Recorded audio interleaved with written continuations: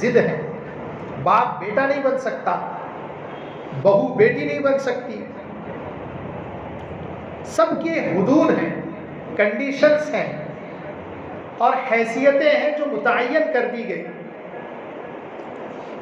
اب ان کے درمیان میں جوڑ پیدا کرنے والی چیز کون سی، انہیں اپنے مقامات کو یاد دلانے والی چیز کون سی، اور ان کے درمیان میں محبت اور مودت اور الفت پیدا کرنے والی چیز کون سی؟ فرمایا وہ مذہب اسلام ہے. اسلام ہے، اسلامی تعلیمات ہیں. اگر یہ گھر کے اندر ہیں تو پھر یہ گھر جیسے جسم کے اندر روح آ گئی تو جسم کی حیثیت بدل گئی، ابھی آپ نے اس کو سماعت کیا. اسی طرح جس گھر اور گھرانے کے اندر اسلام اور اسلامی تعلیمات داخل ہو گئی، عزیزان گرامی، وہ منفرد حیثیت حاصل کر لیتا ہے. پھر وہاں پر خوشگوار ماحول بھی ہوگا، پھر وہاں پر محبتیں بھی ہوگی، الفتیں بھی پیدا ہوں. اللہ تبارک و تعالیٰ نے قرآن مجید میں فرمایا ان الذین آمنوا وعملوا الصالحات سیجعل لهم الرحمن ودا. بے شک جو لوگ ایمان لائے اور اعمال صالحہ کیے، اللہ تعالیٰ ان کے دلوں کو جوڑ دیتا ہے، ان کے اندر جوڑ پیدا کر دیتا ہے. آپ دنیا میں دیکھتے ہیں بہت سی چیزیں ہیں جو جدا جدا ہوتی ہیں، ان کو جوڑنے والی چیز اللہ نے پیدا فرمائی. لکڑی کے دو ٹکڑے جڑ رہے ہیں، لوہے کے دو ٹکڑے ہیں وہ الگ الگ ہیں، وہ جڑ رہے ہیں. ہر چیز میں دو اینٹیں ہیں، ان کو جوڑا جا رہا ہے. مثال لیتے جائیں تو آپ کو نظر آتی جائے گی کئی چیزیں سینکڑوں کی تعداد میں ایسی ہیں جو بے جوڑ ہیں، لیکن ان کو جوڑنے والی چیز بھی اللہ نے پیدا فرمائی. اللہ فرما رہے ہیں کہ دلوں کو جوڑنے والی چیز ایمان اور اعمال صالحہ ہے. آج ہم اپنے معاشرے پر سرسری نظر ڈالیں اور جائزہ لیں تو پتہ چلتا ہے، دیکھنے میں آتا ہے کتنی دوریاں اور کیسی عداوتیں، کیسی کڑواہٹیں اور کیسی تلخیاں بیان نہیں کی جا سکتی، تصور نہیں کیا جا سکتا.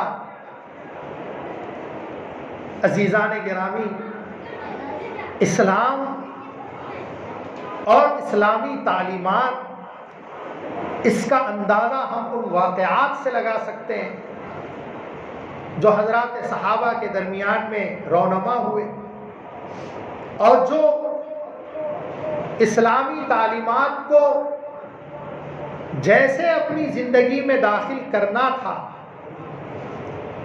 ویسے کرنے والوں کی زندگیوں میں ملتے ہیں. کون سی چیز تھی جس نے ان لوگوں کو مجبور کیا اس بات پر؟ میدان جنگ ہے، زخموں سے چور ہے جسم اور لبوں پر پیاس ہے جس کا اظہار العطس سے ہو رہا ہے. آخری وقت ہے، جاں کنی کا عالم ہے. آدمی چاہتا ہے کہ ایک گھونٹ پانی حلق کے نیچے اتر جائے تو روح نکلنے میں آسانی.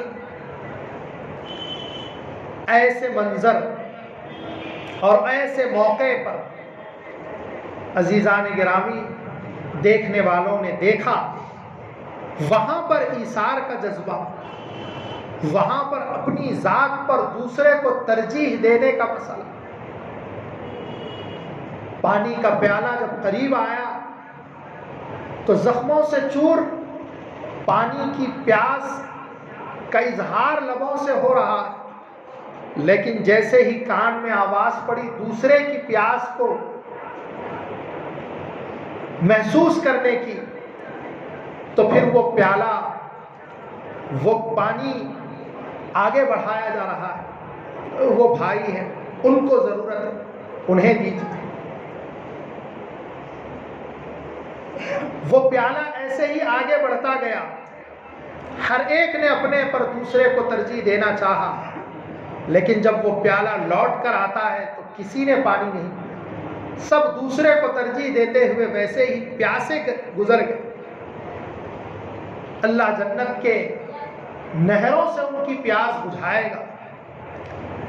یہ جو جذبہ دیکھا دیکھنے والوں نے اور اس کو محفوظ کیا کتابوں میں محدثین نے، یہ ہم پڑھتے ہیں، یہ سنتے ہیں، کہاں سے آیا؟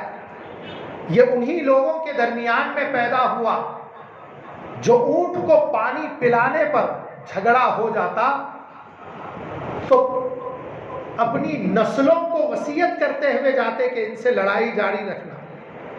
لڑائی شروع کہاں پر ہوئی تھی؟ اونٹ کو پانی پلانے کا مسئلہ کہ ان کا اونٹ پہلے پیے یا ان کا اونٹ پہلے، جی تو اونٹ کو پانی پلانے پر جو جھگڑا شروع ہوا اس کو اتنا طول دیا گیا کہ نسلوں نسلوں میں وہ لڑائی باقی رہنے کی وصیت کر کر جا رہے ہیں۔ لیکن جب اسلام آیا، اس کی تعلیمات آئیں، تو پھر اس نے ایسا انقلاب ان کی زندگیوں میں پیدا کیا کہ یہ ایک دوسرے کے خون کے پیاسے کل تک آج پانی کا پیالہ اور پانی کا گھونٹ اپنے حلق سے اتارنے کے لیے تیار نہیں، دوسرے کو اپنے پر ترجیح دے رہے ہیں۔